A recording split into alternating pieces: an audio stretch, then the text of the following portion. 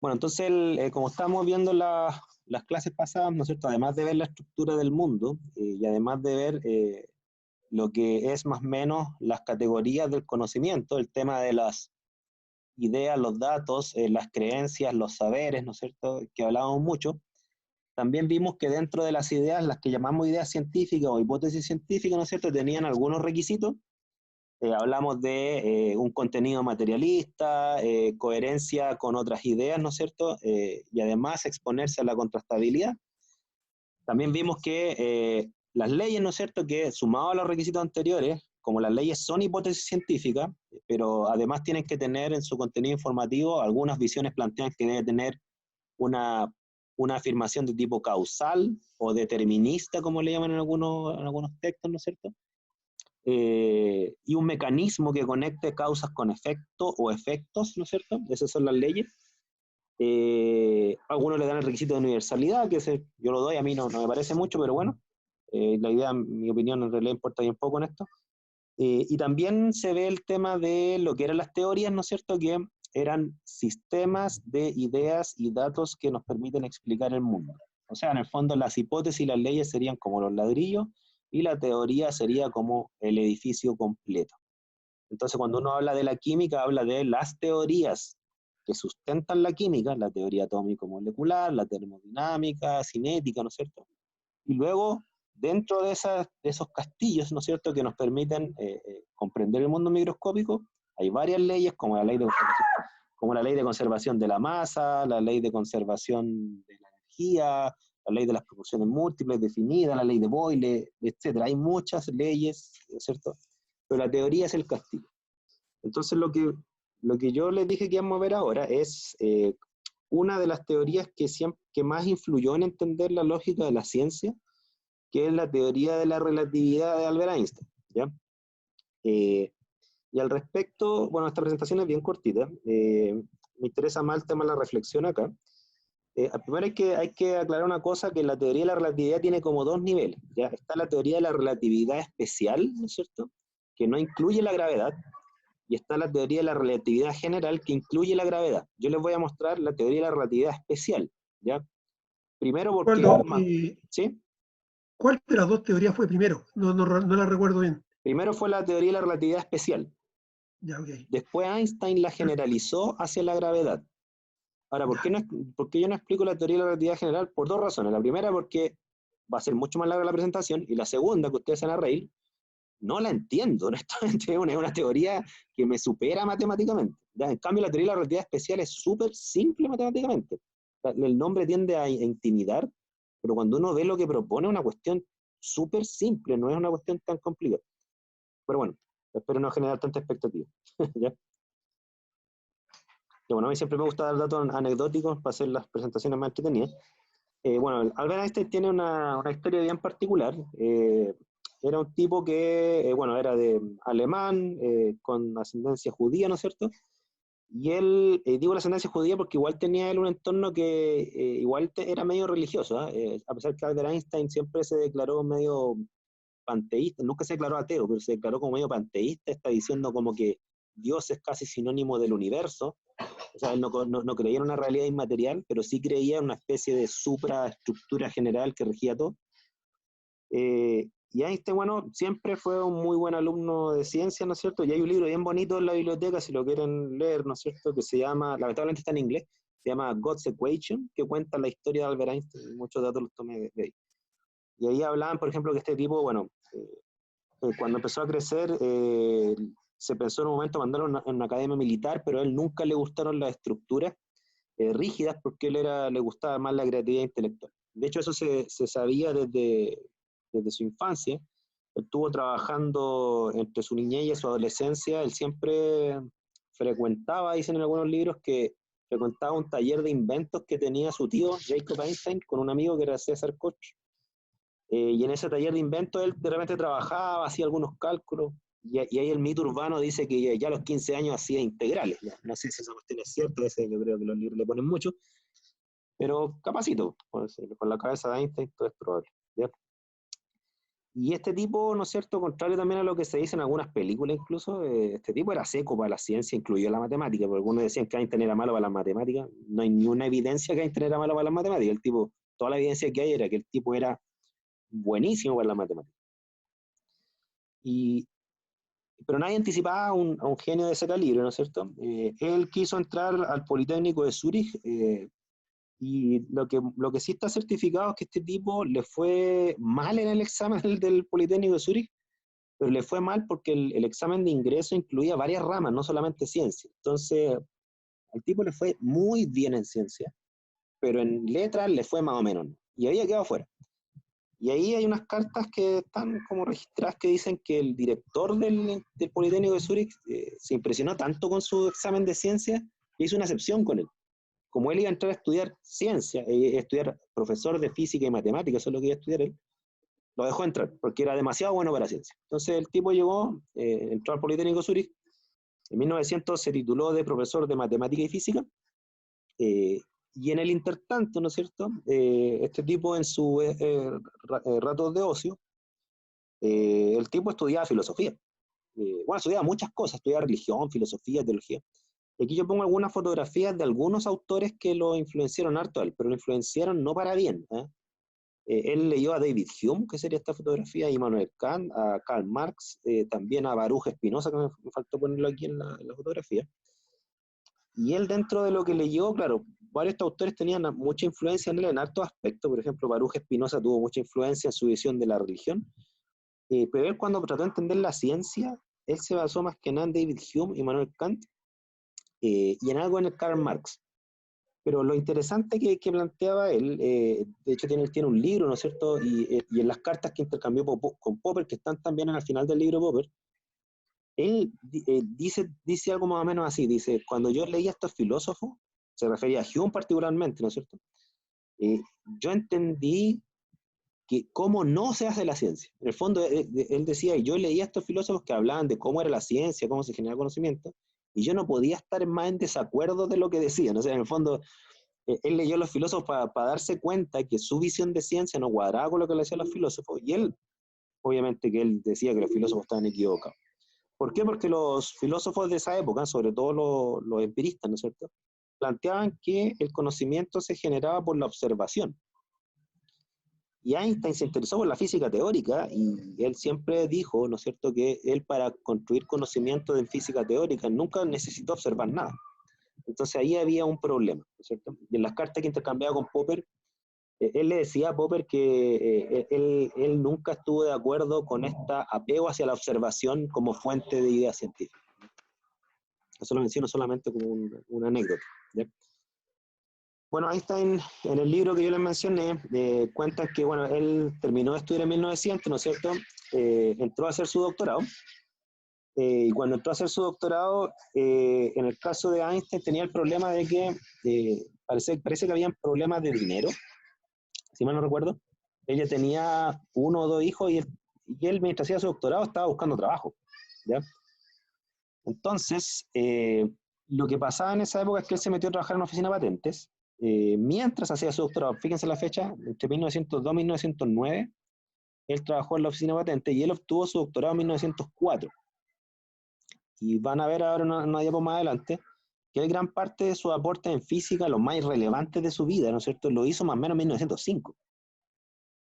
Entonces, él mientras trabajaba en la oficina de patentes terminó su doctorado y terminando su doctorado siguió trabajando en la oficina de patentes y ahí hizo, en su aburrimiento, ¿no es cierto?, hizo su aporte en física. Él, de hecho, pone en algunos textos que él agradeció mucho ese trabajo porque era un trabajo muy fácil, porque él tenía que evaluar patentes y la expertise técnica de algunas patentes, eh, pero no llegaban muchas patentes seguidas, entonces él también tenía mucho tiempo de ocio. Entonces ahí él hacía sus reflexiones, su aporte en física teórica.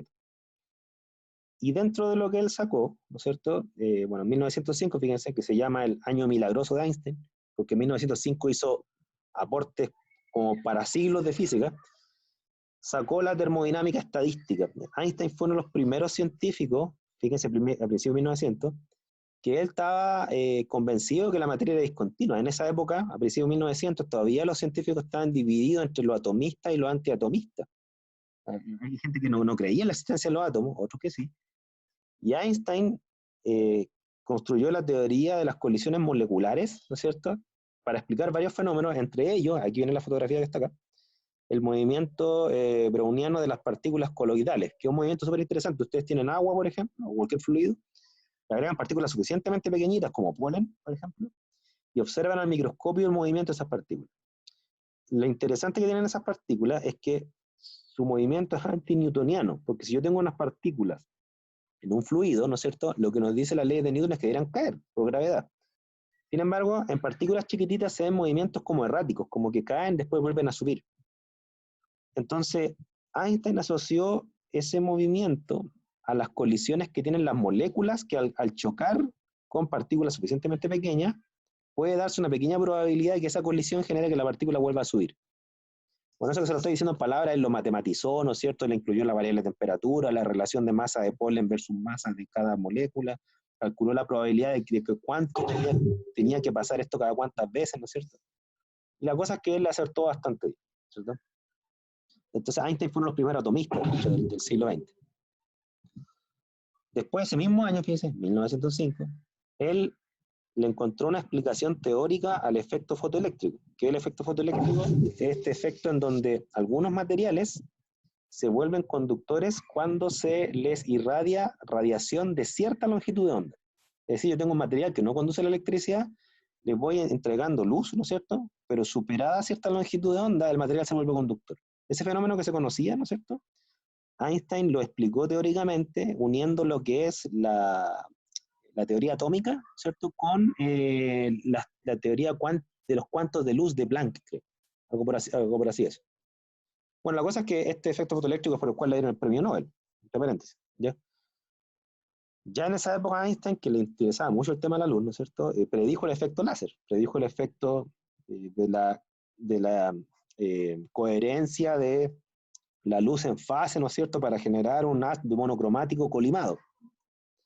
Láser que se construyó décadas después, pero él predijo que se podía construir una luz de esas características.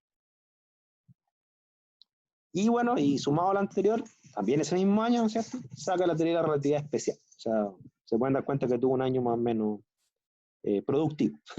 ¿Ya? El año milagroso de Albert Einstein, así le llaman ese año. Entonces, la teoría de la relatividad, ¿en qué consiste? Consiste en lo siguiente, miren, como mencionábamos en la clase pasada,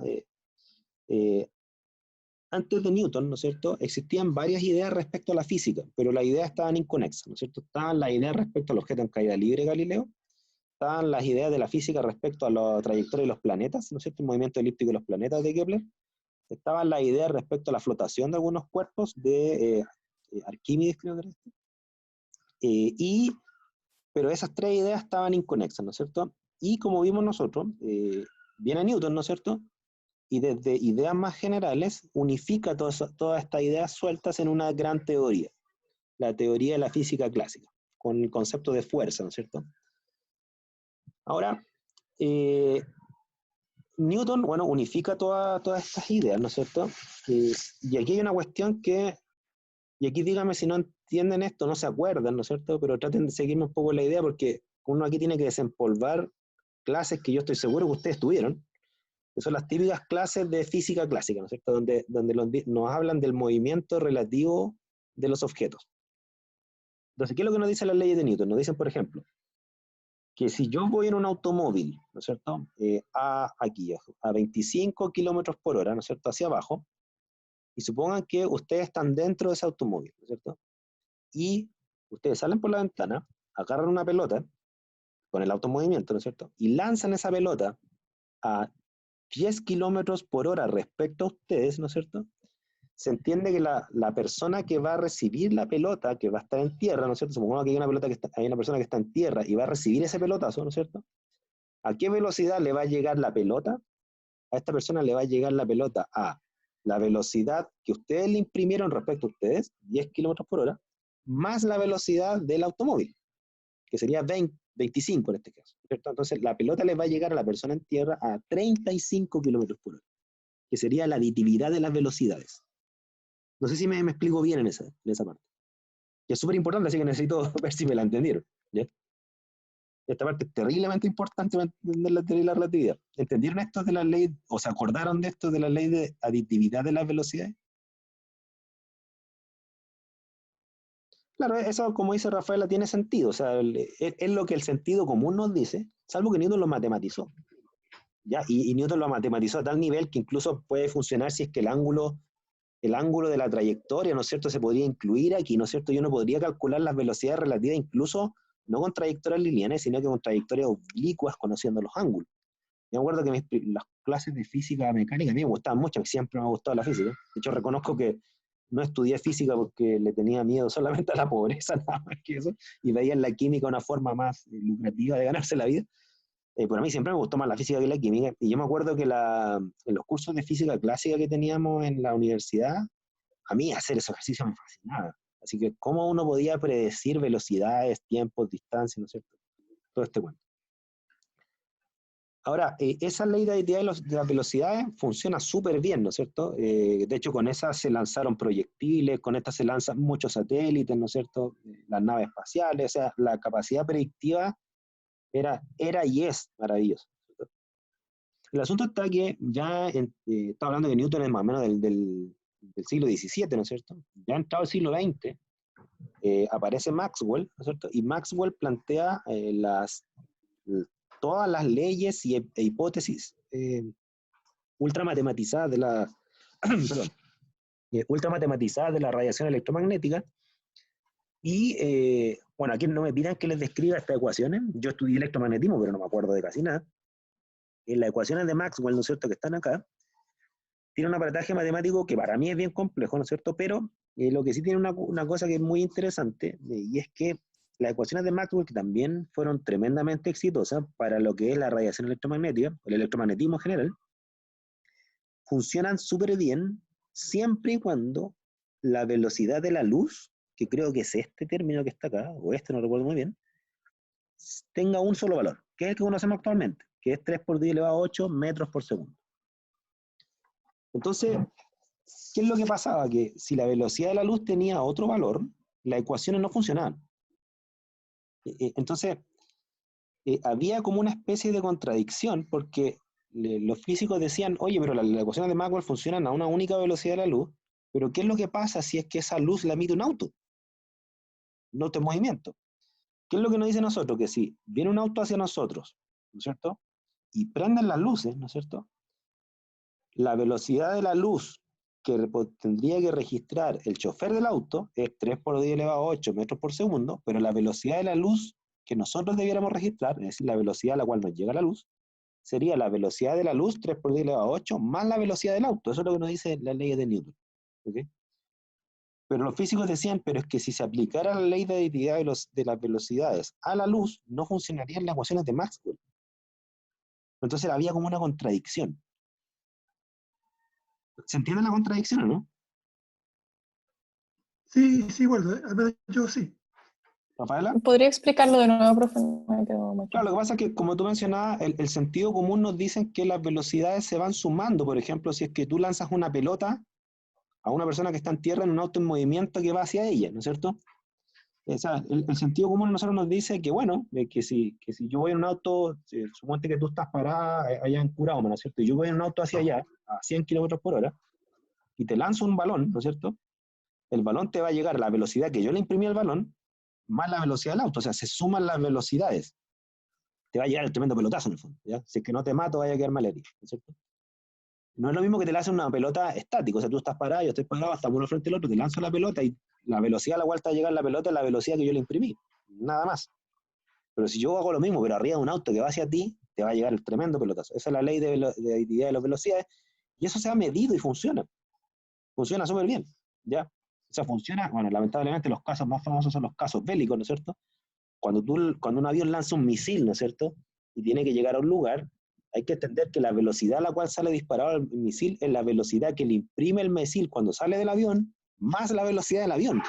O sea, el misil va a una velocidad monstruosa, ¿ya? Pues bien, eso, el sentido común nos dice que debería aplicarse a cualquier objeto que tú lances desde un móvil, a cualquiera. Y uno de esos objetos puede ser la luz, porque la luz son fotones. Entonces, si yo lanzo fotones desde un auto en movimiento, ¿Qué es lo que nos dice el sentido común? Que la velocidad de los fotones a las cuales va a llegar una persona en tierra va a ser la velocidad de la luz, o sea, la velocidad que imprime la luz cuando sale, ¿no es cierto? Que es esta, 3 por 10 elevado a 8 metros por segundo. Pero si además esa luz se emitió desde un auto en movimiento, entonces la velocidad de la luz con la cual debiera llegar a la persona, que creo que aquí la tengo esta figura, ¿no es cierto? Debiese ser esta, mira, aquí está, mira, no sé por qué lo hablo en seco, ¿eh? Aquí está como la idea. Te fijas, aquí hay una persona, ¿no es cierto? Aquí hay otra. Entonces, esta persona tiene una lámpara, ¿no es cierto?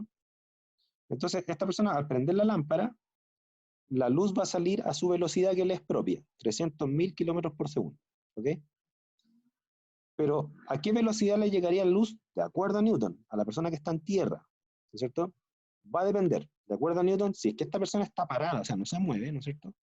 La velocidad de la luz a la cual le va a llegar el rayo de luz a esta persona va a ser 300.000 kilómetros por segundo, la misma velocidad a la cual salió. Sin embargo, si esta persona va, y aquí viene una flecha acá abajo, va a 200.000 kilómetros por segundo viajando hacia la persona y en ese trayecto prende la luz, lo que le debiera llegar la velocidad de la luz a esta persona sería la velocidad de la luz misma, 300.000 kilómetros por segundo, más la velocidad de la persona. Se suman estas dos velocidades, 300.000 más 200.000, y eso te da 500.000 kilómetros por segundo. Eso es lo que nos dice Newton, la ley de aditividad de las velocidades. ¿Okay? De hecho, esta ley se debería aplicar al revés, si es que, por ejemplo, si esta persona se está alejando, ¿okay? Se debiera restar la velocidad de la luz a la velocidad del alejamiento.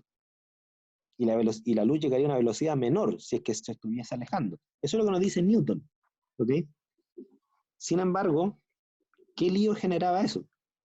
Que si lo que dice Newton es cierto y se aplicara a la luz, las ecuaciones de Maxwell no sirven porque las ecuaciones de Maxwell sirven solo a una única velocidad de la luz, esta, 3 por 10 elevado a 8 metros por segundo. Si tú le cambias la velocidad, ya sea porque es la velocidad respecto a un móvil en movimiento, las ecuaciones de Maxwell no servirían. Entonces los físicos estaban como intrigados, decían, oye, pero si las ecuaciones de Maxwell funcionan tan bien, pero funcionan a una única velocidad de la luz, 3 por 10 elevado a 8 metros por segundo, la pregunta del millón que decían ellos era, ¿y esa velocidad respecto a quién? ¿Cuál es el punto de referencia? Porque finalmente toda velocidad es una velocidad, fíjate la palabra que voy a ocupar, que es una palabra que podemos discutir más adelante, que no es tan feliz. Toda velocidad es una velocidad que va a depender de tu punto de referencia. Por ejemplo, yo le hago la pregunta a ustedes, ¿a qué velocidad se están moviendo ustedes? ¿A qué velocidad? En este momento. A la velocidad en que gira la Tierra. Ya, pero a la velocidad que gira la Tierra, pero respecto al punto de referencia. Es que tiene distintos tipos de movimiento. Es rotacional y translacional, creo que se llama el otro. Claro, te fijas entonces, por ejemplo, si tu punto de referencia eres tú misma, tu velocidad es cero. Si tu punto de referencia es el Sol, ahí tú vas a registrar la velocidad de traslación. ¿Ok? Si tu punto de referencia es la Luna, tu velocidad, la Luna se traslada casi a la misma velocidad que la Tierra. Por eso se mueven juntas. ¿Te fijas? Entonces, cualquier velocidad que uno mida es respecto a un punto de referencia. No existe la velocidad absoluta. ¿Ok? Es como cuando ustedes van arriba de un bus, ¿no es cierto? Ustedes van arriba de un bus y yo digo, ¿a qué velocidad van ustedes? Ustedes van a decir la velocidad del bus. Ok, pero esa es la velocidad que llevan ustedes respecto a un observador en tierra.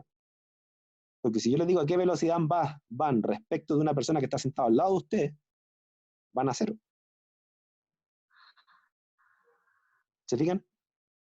Entonces no existe una velocidad absoluta. Mucha gente dice, sí, pero voy arriba de un bus.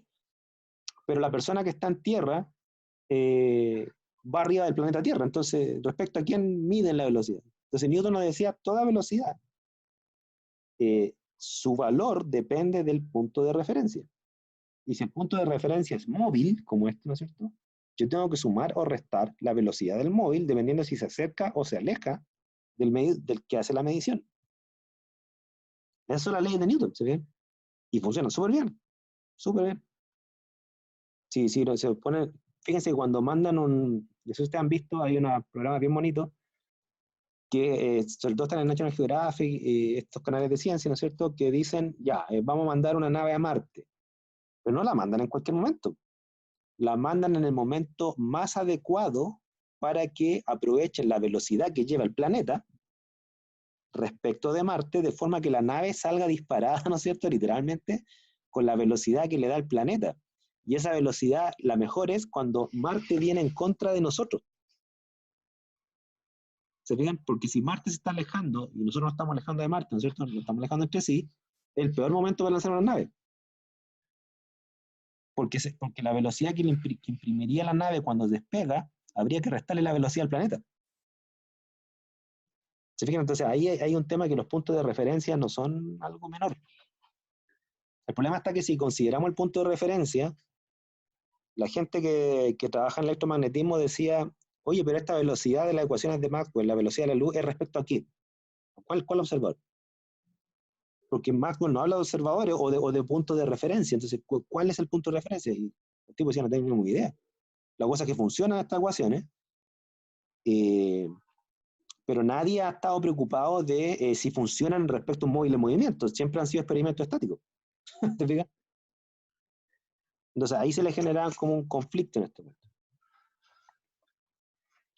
Fíjense que uno de los primeros intentos que se hizo para resolver esto, porque había como una contradicción. Si las velocidades se suman, las ecuaciones de Maxwell no son válidas para cuando la luz la emite un móvil.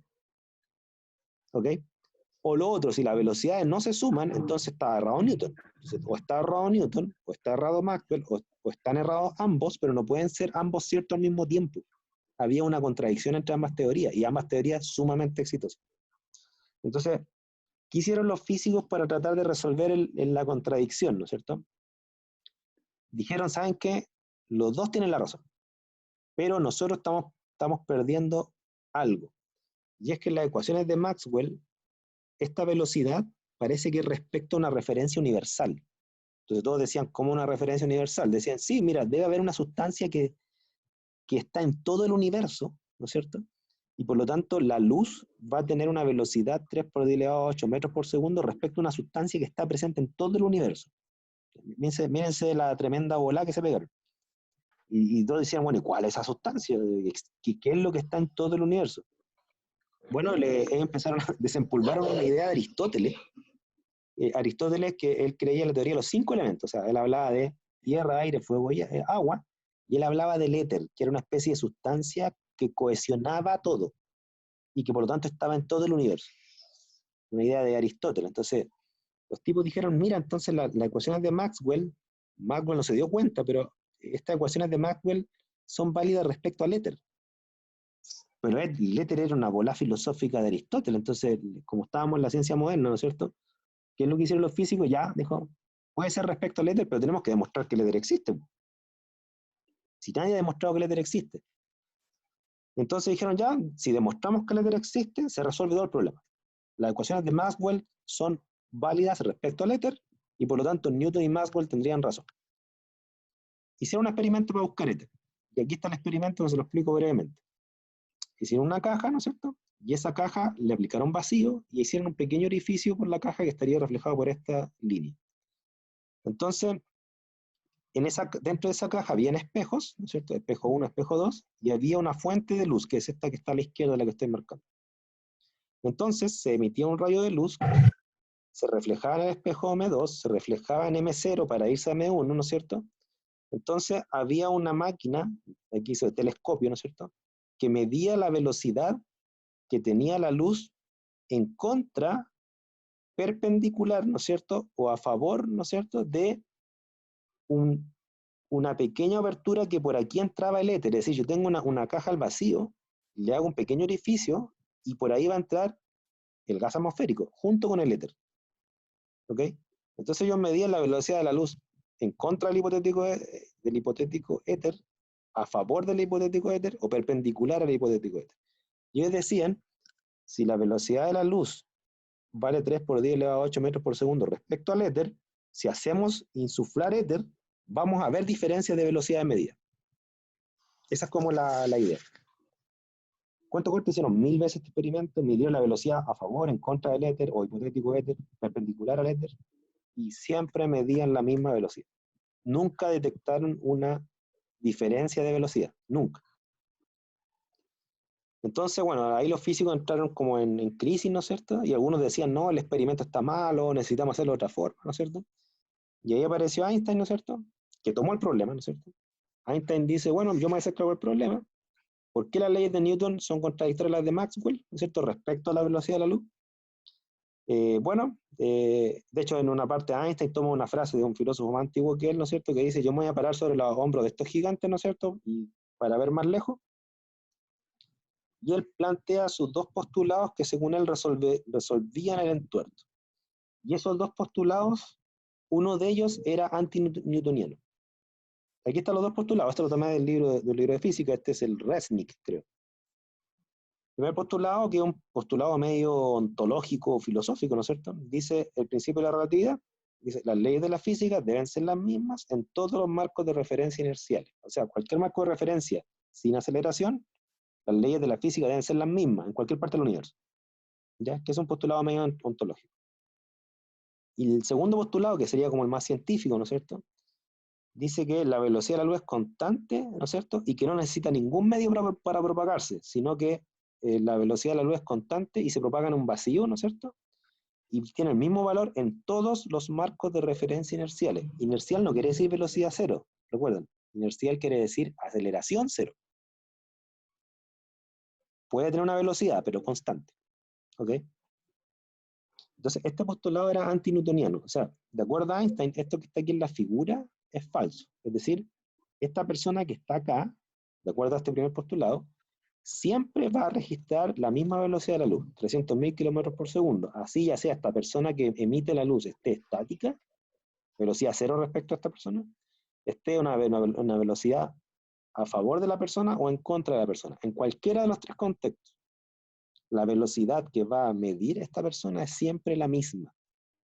Eso es completamente antinewtoniano. Ya, es como que le digo a usted, yo les lanzo una pelota y da lo mismo si esa pelota se la lanzo yo a velocidad cero respecto a usted, o sea, estoy frente a usted literalmente y se la lanzo, o si se la lanzo en un auto que va en contra de usted, ¿ustedes van a medir la misma velocidad? Eso es lo que dice Einstein, sí, pero esto es para la luz, no para los otros objetos. O sea, solo en la luz pasa esto. ¿Ya? No sé si entiende hasta ahí. Porque esto es lo que dijo Einstein, otra cosa es decir, ¿por qué diablos le creen? Una cosa que yo puedo decir cualquier cosa, ¿no es cierto?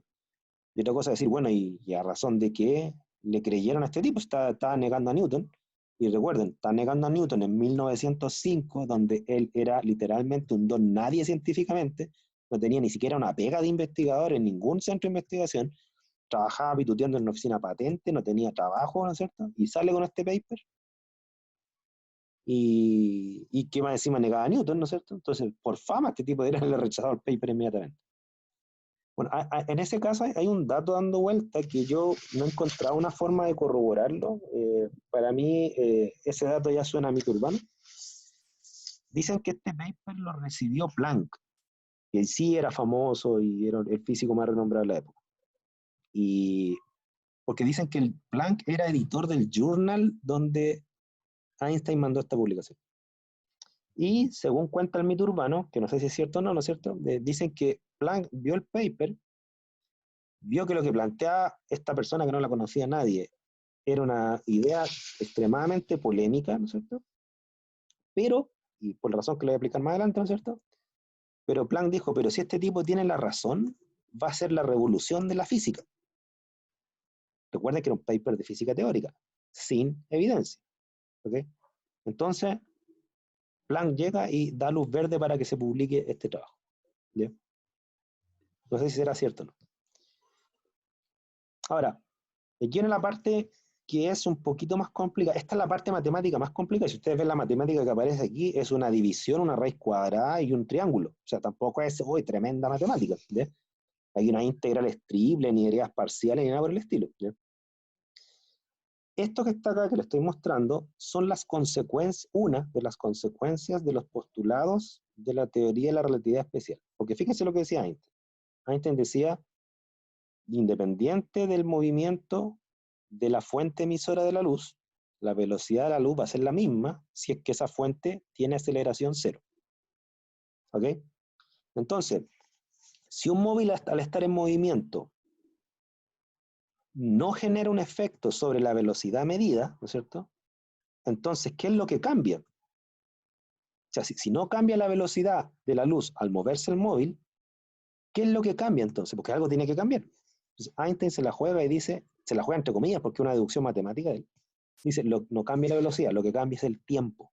¿Ya? Y se lo explico brevemente. Y aquí, si por favor, si hay algo que no entienda en mi discurso, me interrumpen inmediatamente. ¿Ya? Esta es la circunstancia. Esto es lo que se llaman los famosos experimentos mentales de Einstein. Imagínense dos personas. Una está arriba de un tren, acá, y tiene un reloj analógico, acá, ¿cierto? Y hay otra persona que está en tierra y que tiene un reloj digital. Le puse reloj analógico y digital para que ustedes simplemente los diferencien. El digital es de la persona que está en tierra y el que está en el tren es el analógico, ¿cierto? Entonces, supongan que el tren comienza a moverse con velocidad v. ¿Okay? Entonces, aquí hay dos tiempos que se van registrando en todo momento, ¿ya? Uno es lo que se llama delta t, que son los segundos que pasan en el reloj digital de la persona que está en tierra, y otro que se llama delta tp, que es el tiempo que pasa con la persona que va en el tren. ¿Okay?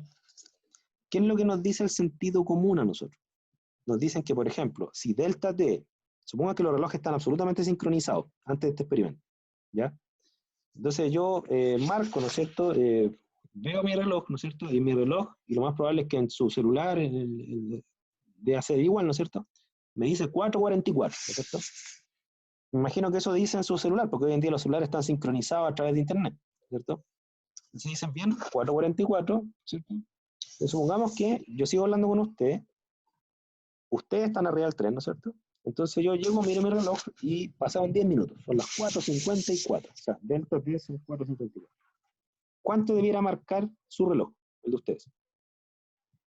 Si que en el mío marca 4:54.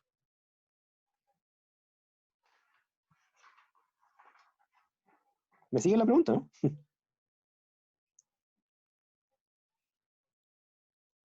Es decir, si desde este momento para mí pasan 10 minutos, ¿cuántos minutos pasan para ustedes? ¿Qué es lo que nos dice el sentido común? Nos recorre al mismo tiempo, ¿no es cierto?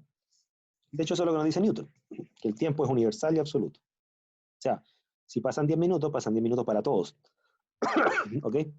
Entonces, Einstein dice, no, con la luz pasa lo siguiente. Él dice, miren, si mi postulado fuese cierto, la constancia de la velocidad de la luz, ¿no es cierto?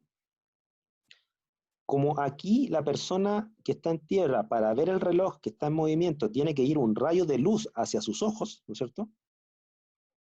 Y si el tren empieza a moverse, lo que yo deduzco matemáticamente es esto, dice, dado que la velocidad de la luz es constante, independiente si el tren se mueve o no, lo que va a pasar es lo siguiente. Yo aquí estoy mostrando solamente la ecuación final, ¿eh? En el Resnick aparece cómo Einstein llegó desde su postulado a esta deducción matemática. Einstein dice, miren, la relación entre los tiempos medidos, delta t, el tiempo del reloj, y delta tp, el tiempo del reloj analógico que va en el tren, ¿no es cierto?, es esta. Delta t es igual a delta tp, ¿no es cierto?, pero dividido por un factor que él dedujo, ¿no es cierto?, dividido por raíz de 1 menos la velocidad del tren, esto es v cuadrado, v es la velocidad del tren, ¿no es cierto?, partido por c cuadrado, c es la velocidad de la luz, la cual, de acuerdo a Einstein, es constante siempre. 3 por 10 a la 8 metros por segundo, ¿cierto? Miren esta ecuación. ¿Qué pasa si la velocidad del tren aumenta? ¿Qué pasa con este término? Con la división. ¿Qué pasa con este término? Y se achica. Perdón, se agranda. Se agranda, ¿no es cierto? Mientras mayor es v, este término se agranda. Sí. Si este término se agranda, ¿qué pasa con la resta? Y Se hace disminuye. negativo. O sea, Disminuye. ya, eso es importante. Mientras más grande este término, la resta va siendo menor, porque estoy restándole un número cada vez menor. ¿Podría llegar a ser negativo, Rafaela, si es que la velocidad del tren superara la velocidad de la luz? ¿Ok? En una parte, Einstein, ya en su teoría general de la relatividad, ¿no es cierto?, él explica que en realidad nada puede superar la velocidad de la luz de acuerdo a su teoría de relatividad general. O sea, en el fondo este término nunca va a ser 1 ni mayor que 1. Siempre va a ser menor a 1. Pero en el fondo esta resta se va a aproximar cada vez más a 0 mientras mayor es la velocidad. ¿Ya? Supongamos lo siguiente. Supongamos que el tren, y fíjense el cálculo que vamos a hacer, ¿eh? Supongan que el tren va a la mitad de la velocidad de la luz. ¿Ok? Si el tren va a la mitad de la velocidad de la luz, cosa que es una locura, pero supongamos que se pudiera hacer, ¿no es cierto? Querría decir que este término que está acá sería 0,5 al cuadrado. Porque sería V es C medios, ¿no es cierto? La mitad de la velocidad de la luz. Se quedaría este dividido por este 0,5, pero al cuadrado. O sea, 0,5 al cuadrado es 0,25. ¿Ok? O sea, sería 1 menos 0,25, que sería 1 menos 0,25 es 0,75. ¿Ok? Y la raíz de 0,75. Dígame, ¿cuánto es la raíz de 0,75? Tiene una calculadora ahí al lado, ¿no? ¿Cuánto es la raíz de 0,75? ¿Tiene una calculadora ahí? Si no, lo tengo que hacer yo acá. 0,87 redondeado. 0,87, ¿no es cierto? Ya, entonces, 0,87. Entonces, dividan 1 dividido por 0,87. ¿Cuánto les da? 1 dividido por 0,87.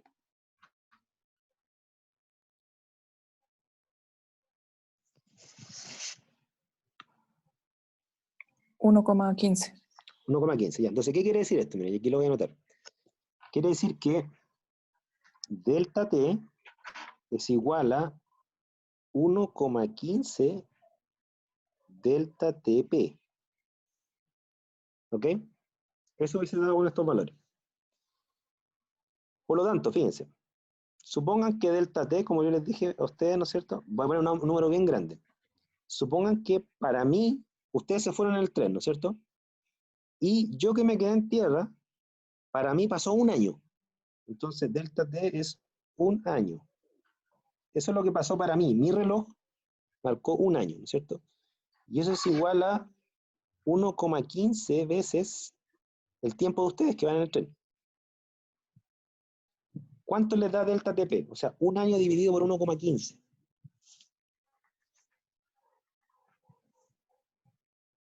O sea, bueno, para mí es un año. 0,87 de nuevo. Ya. Para ustedes, ¿no es cierto? Pasaron 0,87 años. Ya, fíjense la locura de esto. Quiere decir que yo envejecí un año y ustedes envejecieron 0,87 años. Esa es la consecuencia. ¿Ok? Entonces Einstein dice, miren, el tiempo pasa diferente dependiendo de los sistemas de referencia, ¿no es cierto? Y dependiendo de la velocidad de los móviles. Si yo me quedo en tierra, para mí pasó un año. Para ustedes pasaron 0,87 años, ¿no es cierto? Entonces, cuando ustedes se bajen del tren, ustedes van a decir, oye, pasado menos de un año, tuve menos de un año en viaje, ¿no es cierto? Pero cuando se bajen del tren, al mundo que van a bajarse va a ser un año más viejo, no 0,87 años. ¿Ok? ¿Qué les parece?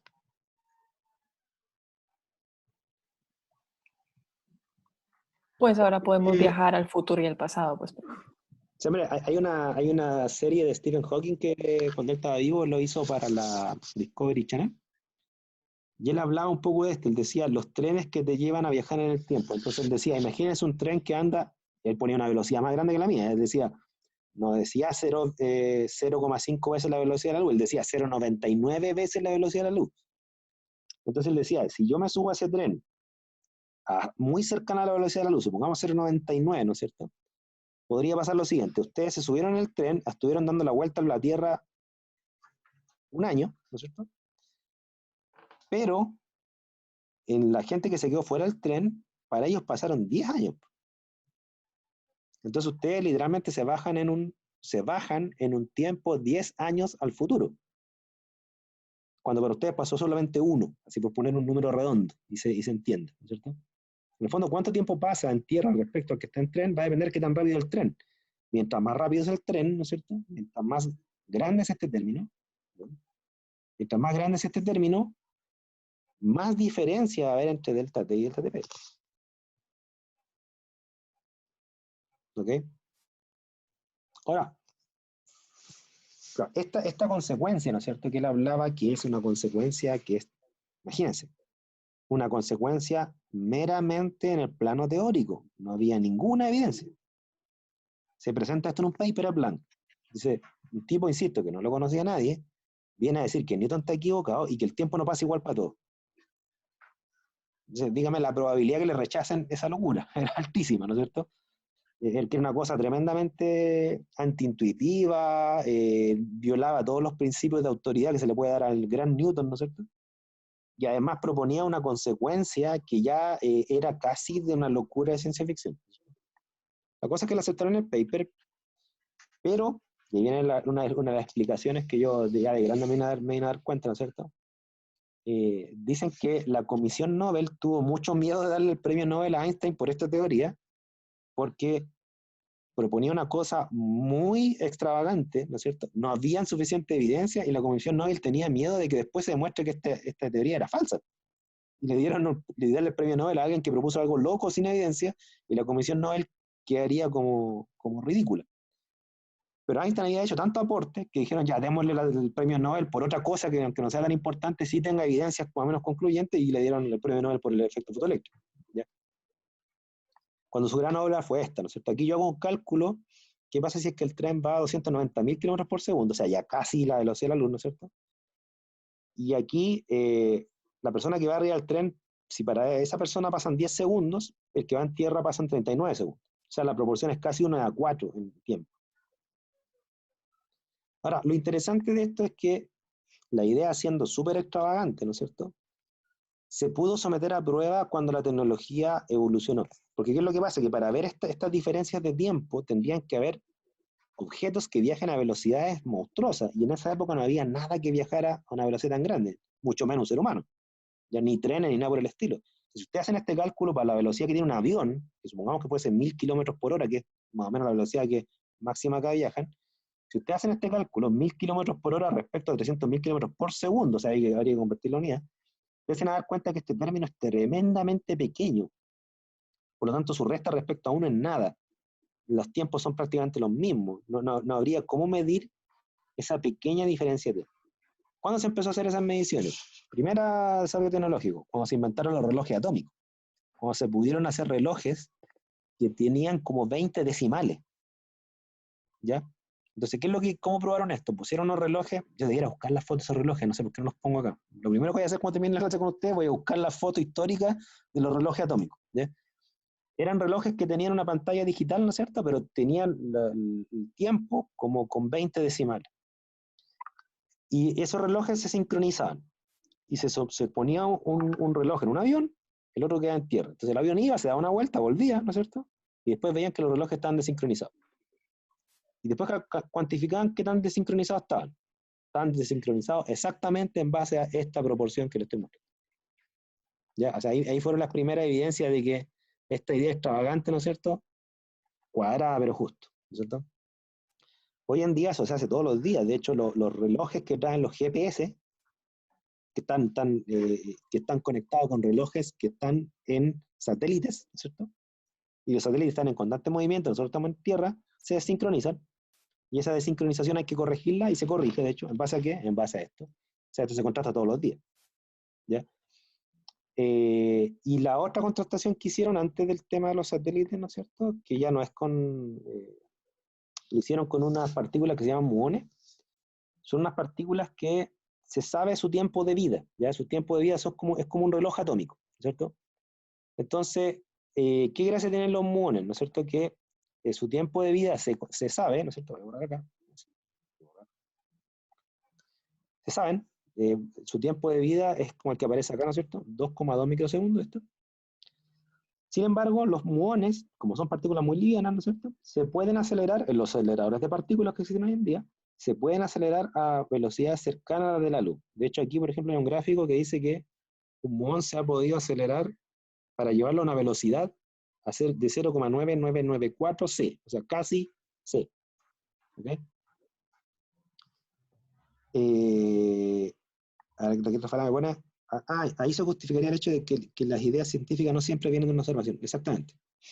Ahí tuviste en el clavo, Rafael. O sea, pensando que Einstein, como dices tú, ¿no es cierto?, no tendría ningún aparato que viajase a tal velocidad como para observar claro, y sacar su teoría de esa observación. No. O sea, Einstein hizo todo esto, según él, la palabra de él, con mucha intuición y creatividad, pero nunca observando. Esa fue como su conclusión. ¿Ya? Igualdo, Sí. Disculpa, Rubén, deja terminar esto y te doy la palabra. claro. Mira, aquí entonces cuando se llevó al muón a esta velocidad, ¿no es cierto?, se empezó a registrar la velocidad del tiempo de vida del muón medido en tierra, ¿no es cierto? Y se mostró que cuando se aceleraba 0,994C, el tiempo de vida medido nuestro es 16 microsegundos. Entonces todos decían, oye, el tiempo de vida aumentó. No, pues, lo que pasa es que se cumplía con esto. Nosotros, es decir, nosotros estamos acá, delta T, nosotros medimos tiempo de vida del muón a 0,994C a 16 microsegundos. ¿Ok? Para el muón, si nosotros hubiésemos estado al lado del muón, ¿no es cierto?, sigue siendo 2,2 microsegundos.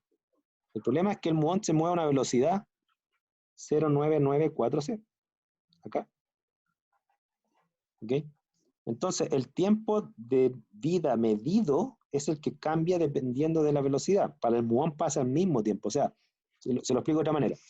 Si nosotros entendemos que un ser humano vive más o menos 80 años, ¿no es cierto?, y lleváramos a un ser humano a la velocidad de 0,994C, claro, en vez de ese ser humano va a seguir viviendo 80 años, porque el ser humano, para él, pasaron 80 años. El problema es que la gente que se quedó en tierra, esos 80 años, para ellos pasaron más de 80 años, pasaron casi 8 veces más de tiempo. O sea, ese ser humano vivió 80 años, pero el resto del mundo que se quedó fuera de ese móvil, ¿no es cierto?, pasaron, no sé, 8 por 8, 64. O sea, 640 años. ¿Ya?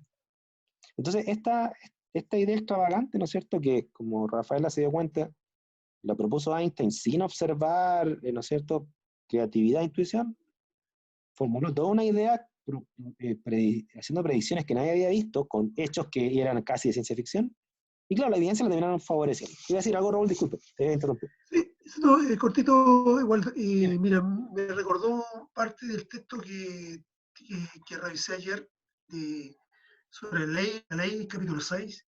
Uh-huh. Mencionaron una parte que, por ejemplo, para hacer las leyes, precisamente, tal como se ha mencionado acá, son constructos que se inventan, que no es que se descubran, que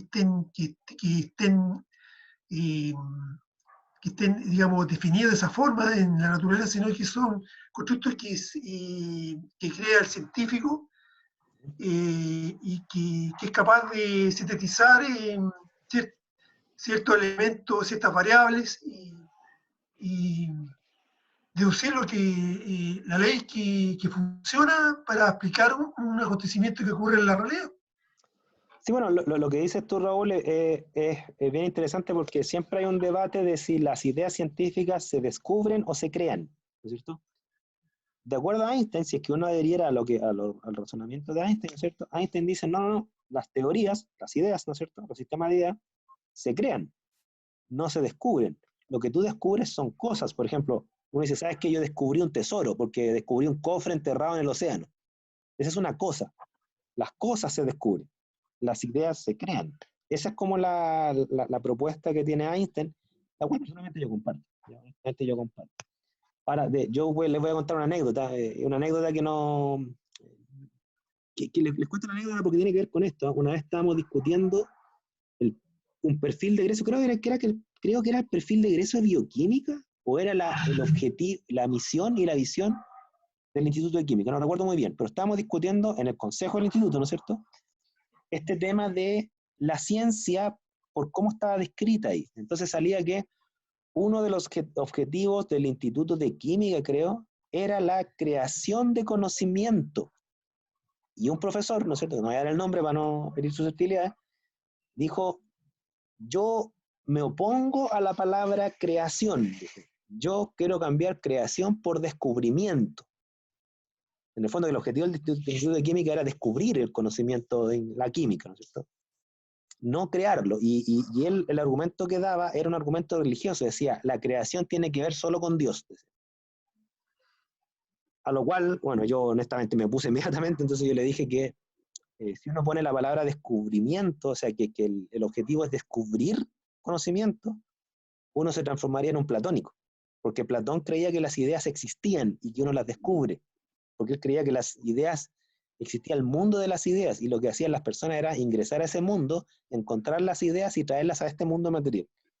Entonces yo le decía que yo me oponía porque yo no me oponía a dar una visión platónica del conocimiento en una declaración oficial de mi instituto. ¿Bien? Y di mis argumentos también, y bueno, finalmente tuve más adherentes yo que el otro profesor, así que terminaron dejando la palabra creación. Pero, Oye, Waldo, ¿Mm? eh, sería lo mismo aparecer creación con generación, Mira, fíjate generación de que, conocimiento. Yo creo que sí, ¿eh? claro, es que yo creo que o sea, claro, tú puedes generar algo tanto intelectual como materialmente. Ahora, cuando uno dice que lo que hace, la única diferencia entre crear y generar es que cuando tú dices crear, tú estás dando la forma en que generas el conocimiento. O sea, tú generas conocimiento a través de la creación de este. Porque tú podrías generar conocimiento deduciendo de otro. Entonces no sería creación. De hecho, nosotros vamos a ver cuando veamos el método científico que habían autores que planteaban que el conocimiento se deduce de otro preexistente. Einstein era uno de los que se oponía a eso. Einstein decía, no, pues si yo inventé un conocimiento nuevo, esto yo no lo saqué de otro lado. Yo resolví la contradicción de dos teorías proponiendo algo nuevo, no basándome en algo preexistente. Lo preexistente era contradictorio. Claro, y eso, Waldo, tal como alguien lo dijo, que, no sé si lo dijo Einstein, que se creaba nuevo conocimiento a partir de hombros de gigantes. O sea, en el Claro, pero sentido de que el conocimiento anterior sirvió como referencia para generar algo nuevo. claro, o sea, Einstein fue súper honesto y de hecho hay varios autores que concuerdan con eso, ¿no es cierto?, de que la creatividad científica no es sobre la base de nada. Uno tiene que crear algo que vaya más allá de lo que existe. O sea, desde ese punto, obviamente que no es una creación libre como la del artista, se basa en algo, pero basarse en algo no quiere decir que lo nuevo que yo hice es solamente la mezcla de las cosas anteriores. ¿Ya? No, tú tienes que proponer cosas extra. Pero esa es la visión de Einstein, no sé qué piensan ustedes. No, es bastante razonable lo que dice. Muy razonable. Cuesta discutir la Einstein, ¿cierto? ¿Qué piensas tú, Sí. Rafaela? ¿Te convence Einstein o te vas en contra de Einstein? No, me convence, o sea, tiene sentido lo que dice y también, o sea, yo concuerdo con lo que dice que los conocimientos o las ideas provenientes de uno, a pesar de que tengan alguna base en el trasfondo, debiesen ser, bueno, en el caso de él yo pienso que eran únicas, ¿no? Pero no sé cómo se visualiza eso hoy en día en la comunidad científica, es decir, eh, no sé si realmente, porque hace tiempo que realmente no se ve un descubrimiento así importante como el que los que se veían en la época. Mira, Entonces dicen no que, sé si será porque no sé, en realidad no sé, o sea, pero tiene sentido lo que dice. o sea, lo que tú estás diciendo en el fondo es algo que, claro, que es duro decirlo para los que estamos metidos en la ciencia hoy en día, pero que grandes genios ya no se ven, digamos. Como que todos los tiempos pasados eran mejores. Y parece que es así, honestamente, parece que es así. ¿Ya? De hecho, la última gran teoría que se creó, de acuerdo a varios, una que se creó en los años 50 o 60, que no es de física en el sentido puro de la palabra, es la teoría tectónica de placas, ya que es la que explica los terremotos y todo este cuento. Pero grandes teorías nuevas, claro, yo por lo menos en química, física, biología, yo he visto, claro, que hay mejoras de las teorías preexistentes. Sí, o sea, la teoría de la evolución actual, la moderna, no es igual a la de Darwin, ¿okay? Se ha mejorado, ¿ya? Lo mismo con la teoría atómica. La teoría atómica hoy en día atómico cuántico, ¿no es cierto? Y tiene matrices de cálculo mucho más complejas que las que había en esa época. Pero la misma teoría está Claro, mejorada, ¿no? Está mejorada. O sea, pero ahí, no ha habido Einstein nuevo, ¿ya? pero ahí, ahí es como decir que entonces lo que postulaba Einstein, que las ideas científicas no provenían o no era una mezcla de ideas pasadas, tampoco es tan así, porque estas mejorías que se han visto son, bueno, quizás no sean ni siquiera nuevas ideas científicas, simplemente, como usted dijo, mejoras en las ya existentes. Sí, mira, de hecho bueno, vamos a ver más adelante, pero te adelanto una pequeña cosa. Esto sí te lo voy a adelantar, pero pues, no me gusta adelantar tanto para no quitar interés, pero eh, hay un discípulo de Popper, Popper es uno de los autores que nosotros vimos, que él hacía una propuesta un poco matizada. O sea, él decía que en el fondo la ciencia tiene dos periodos. Tiene un periodo revolucionario, como el de las nuevas y grandes teorías, ¿no es cierto? Einstein, por ejemplo. Y hay un periodo que se llama, él le denomina la ciencia normal, que es donde viene un gran genio como Einstein, ¿no es cierto? Propuso una teoría y después vienen las personas que no somos genios, ¿no es cierto? ¿Y qué es lo que hacemos? Vamos mejorando la teoría, vamos agregándole algunas consecuencias nuevas que las vamos poniendo a prueba en otros contextos. Es como pulir, es como que ellos hacen los edificios y uno con suerte lo pinta un poquito. Así de Que se les quite cruel. las ganas de estudiar ciencia. Pero bueno, sí, aquí, como todo en la vida, las personas excepcionales son eso, pues son excepcionales, o sea, son únicas, son poquitas, y la mayoría de la gente estamos en la pirámide de abajo, ¿no? Porque estamos con cosas. Eso no significa que uno no sueñe con algún día hacer algo grande, pero una cosa es soñar y otra cosa es lograrlo. ¿No? Oye, Waldo, a modo de anécdota nomás, recordaba que había leído que Newton planteó sus teorías en un estado, o sea, en una situación de pandemia. Sí, sí, escuché eso. Se retiró a un lugar, a un pueblo, o sea, un lugar de campo, y ahí tuvo tiempo y aislado.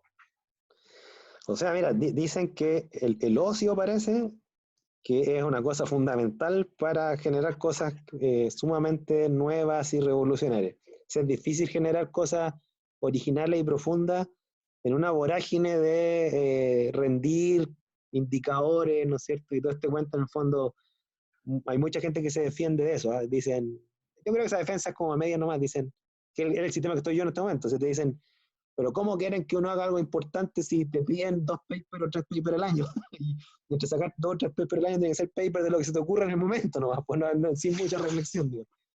Y ya a cierto punto tienen razón. Ahora yo no sé si me dieran a mí, como Einstein, así, 7 años, de 1902 a 1909, no creo que se me ocurra algo de este calibre tampoco, para que te mentir.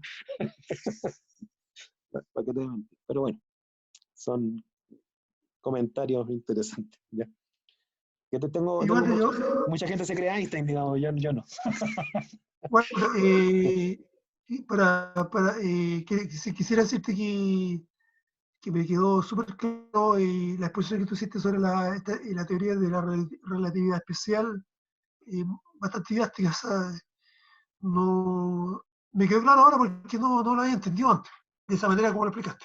O sea, yo igual elegí con pinza esta teoría porque si ustedes ven matemáticamente no es tan complicada, ¿ya?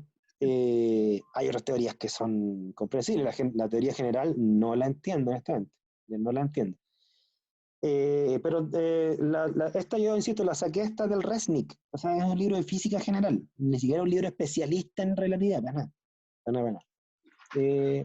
Pero bueno, vamos a seguir viendo nosotros más teorías, ¿no es cierto?